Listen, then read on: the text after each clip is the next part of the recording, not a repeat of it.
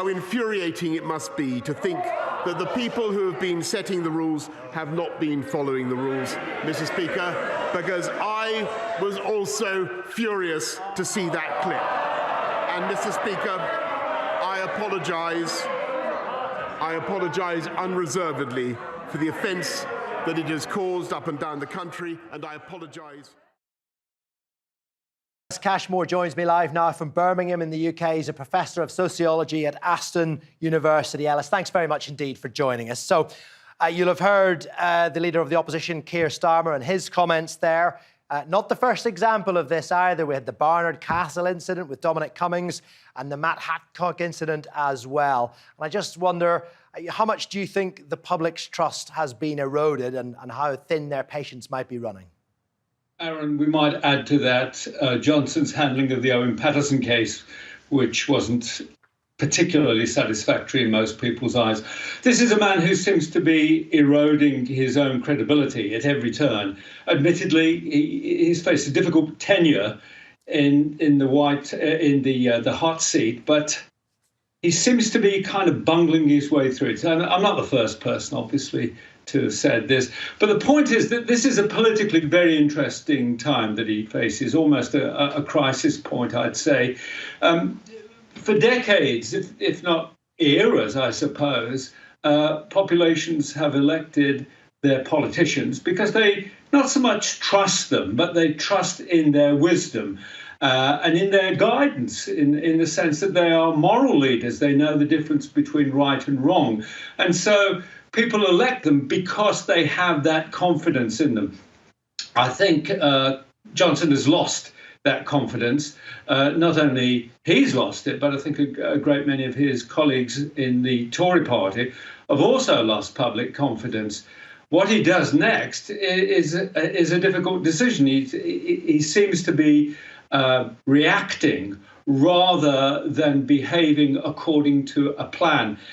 His press conference earlier this evening at 6 o'clock, in it he gave one of the most inept, and he's probably the least lucid politician I've ever seen, but he looked inept, maladroit, clumsy, barely putting a sentence together without muffing his lines. And this really did seem to be a man under extreme stress and not really knowing where to turn next. Well, you mentioned that press conference a little bit later on after Prime Minister's questions in the House of Commons, because that just proves how bad the timing of all of this is, because a few hours after he apologises in the House of Commons, he has to go and announce new COVID restrictions that we are all supposed to follow here in the UK. I mean, do you think the government expect anyone to follow the rules now, or will people obey them? Well, I think they expect them to, and I think there is a constituency of support for Johnson in his inner circle, and they're saying to him, doesn't matter what kind of personal predicament you feel that you might be in, the fact is that the public knows there is a pandemic out there. It's a very difficult new development we have with Omicron, and they will respond positively to your latest restrictions. I'm not so sure that they're right at all. I think coming almost back to back after this business with Stratton, I think that the public may think quite differently and react in a rather negative manner. In other words, they won't take a blind bit of notice of what he's saying. And how about when it comes to his popularity in the polls? Because he seems to have had a Teflon quality up until this point.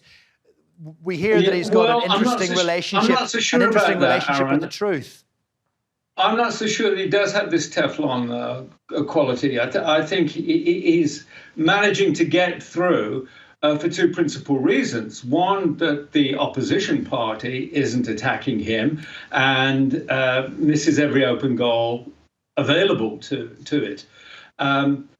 And the other is that he is surrounded by colleagues who are largely supportive of him. I'm talking about his Conservative colleagues. And were you and I about to pick an alternative leader to Johnson, we might be able to, but I'm not so sure that the Tories themselves believe that either Sunak or Javid or Truss or Gove or any of the others who would be potential contenders for his replacement as leader of the Tory party and thus Prime Minister, I'm not so sure that the Conservatives themselves have any confidence in them to carry it off in this exceptional, idiosyncratic way that Johnson has been able to do. Well, it will be very interesting to see how the British public react to this. Popular. Yeah, he does indeed. And people seem to like a leader who's different, but it'll be interesting to see how they react to this story in the weeks to come. Ellis, thank you very much indeed. That's Ellis Cashmore there. Thanks for joining us.